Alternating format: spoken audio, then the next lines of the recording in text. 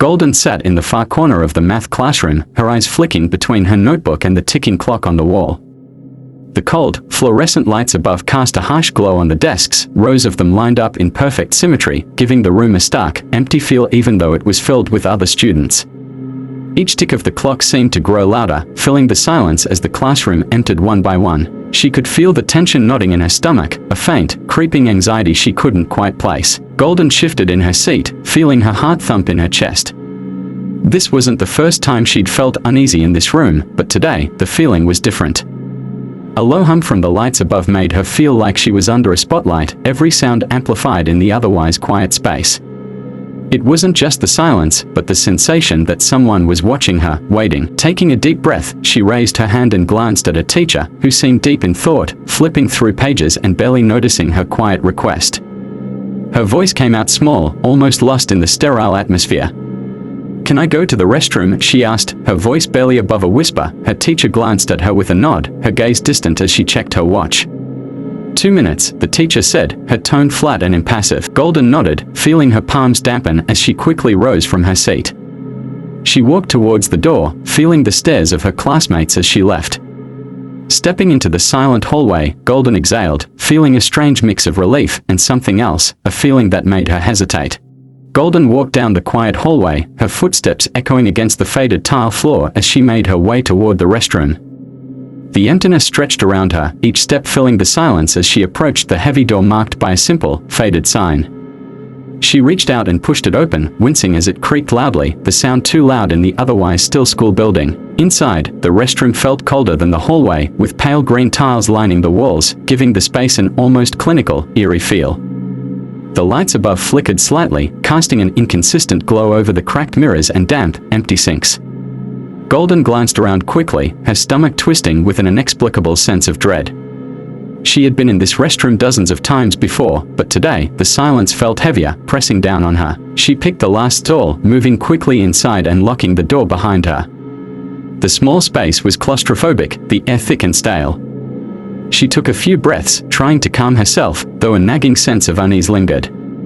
Outside, the faint hum of the lights continued, the sound filling her ears as she focused on the quiet, doing her best to shake off the nervous feeling. Then she heard it, a faint, slow creak as the restroom door swung open once again. Golden froze, heart pounding as she strained to listen, hoping it was just another student.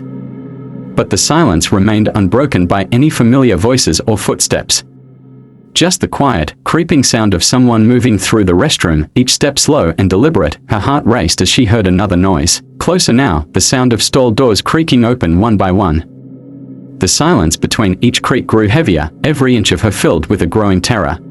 Golden held her breath, pressing herself as far back against the cold, tiled wall of the stall as she could manage. Her heart thundered in her chest, each beat so loud she was certain it would give her away. She kept her gaze fixed on the small, narrow gap beneath the stall door, her stomach tightening as shadows shifted outside. She couldn't see his face, but his footsteps were slow and deliberate, echoing in the empty restroom. One by one, she heard each stall door creak open, the metal squeaking sharply in the tense silence. Each sound was followed by a pause, a sickening moment of stillness, before another stall door creaked open, drawing him closer and closer to hers.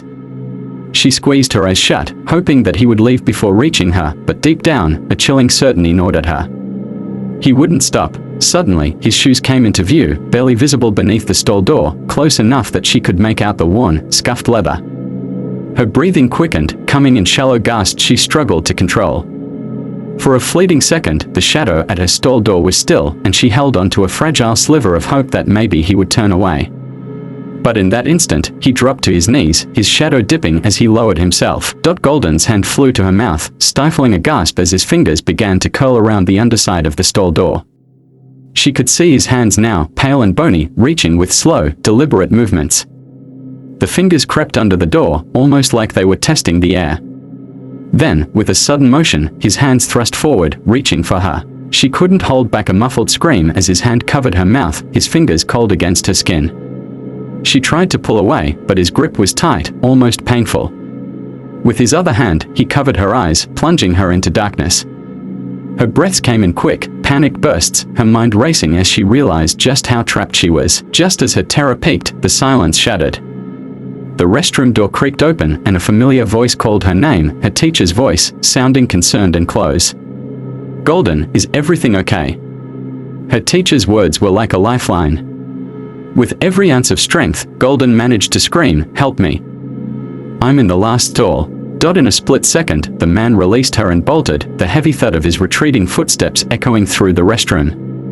Relief washed over her as she heard her teacher's hurried footsteps approaching the stall. Golden slumped against the cold tile wall, her breath coming in panicked gasps as the sound of the man's footsteps faded. Relief mixed with lingering fear, and she struggled to regain her composure. Outside the stall, she could hear her teacher's footsteps approaching, each one sending a wave of comfort through her. The familiar voice called out again, now just outside the stall door, calm but laced with concern. "Golden, are you okay?" her teacher asked, sounding even more alarmed now.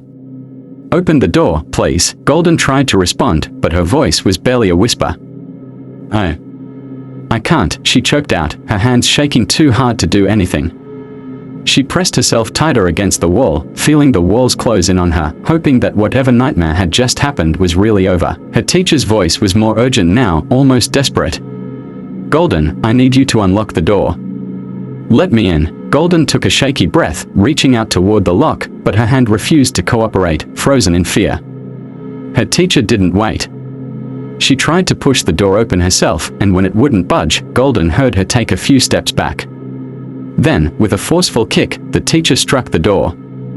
The impact sent a jolt through the stall, and Golden flinched, squeezing her eyes shut as the old metal rattled from the force. Another kick followed, and then another. Each time, the door shuddered under the pressure, the lock groaning as it began to give way. Golden curled up, covering her head, every sound amplifying her fear that the man might return any second. Finally, with a loud, metallic crunch, the lock snapped, and the door swung open. Golden looked up, tears in her eyes, to see her teacher standing there, her face filled with relief and concern. The teacher knelt down, gently placing a hand on Golden's shoulder. "Are you hurt?" she asked, her voice soft and kind, but tinged with shock. Golden shook her head, but her words came out in broken gasps. He was here. He tried to, The teacher's expression turned grim as she looked around, scanning the restroom as if the man might still be lurking in the shadows. She held Golden tightly, her arms a protective barrier against the terror that still lingered in the air. "You're safe now," she assured Golden, her tone both soothing and determined. But as they stood up and prepared to leave, Golden felt an unease she couldn't shake, a feeling that, even though the man was gone, something dark had left its mark on that small, cold stall. Golden returned to her desk in the math classroom, but the sense of safety she once felt was gone. She sat stiffly, glancing at the door every few seconds, her hands still trembling as she tried to focus on her work. Her classmates were oblivious, chattering among themselves, unaware of the terror that had unfolded moments before in the restroom. Golden's teacher hovered nearby, casting concerned glances her way, but she knew there was only so much anyone could do. Deep down, Golden just wanted to disappear. Then, the door creaked open. Golden's heart dropped as she looked up, hoping it was another student or maybe a staff member. But there, in the doorway, was the man. His figure seemed larger, somehow darker, even in the bright light of the classroom. He stood with an eerie stillness, his gaze fixed on Golden with an unsettling intensity, a slight, knowing smirk twisting his features. Her pulse raced as her eyes locked onto his, unable to look away despite the fear clawing up her spine. The room seemed to fall into silence, the chatter fading into a low hum as if the whole world was holding its breath. Golden's fingers clenched the edge of her desk, her knuckles turning white. She thought about running, about shouting, but a numbness had settled over her. She was trapped, paralyzed by the haunting memory of his hands on her, his cold grip pressing against her face. Her teacher noticed her pale face, following Golden's horrified gaze to the doorway. But by the time she looked, the man was gone, as though he had vanished into thin air. Golden's teacher gave her a questioning look, but Golden couldn't find her voice.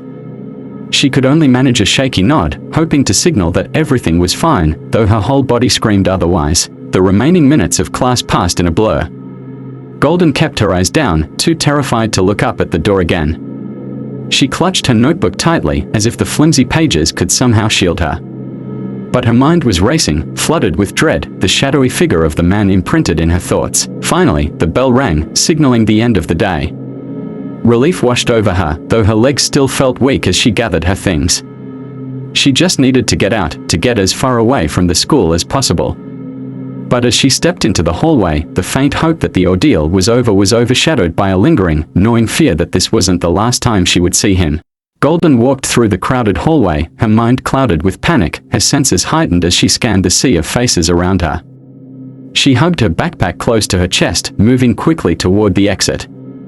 The echoes of laughter and conversations filled the corridor, but to Golden, the sounds felt distant, as if muffled beneath a veil of fear.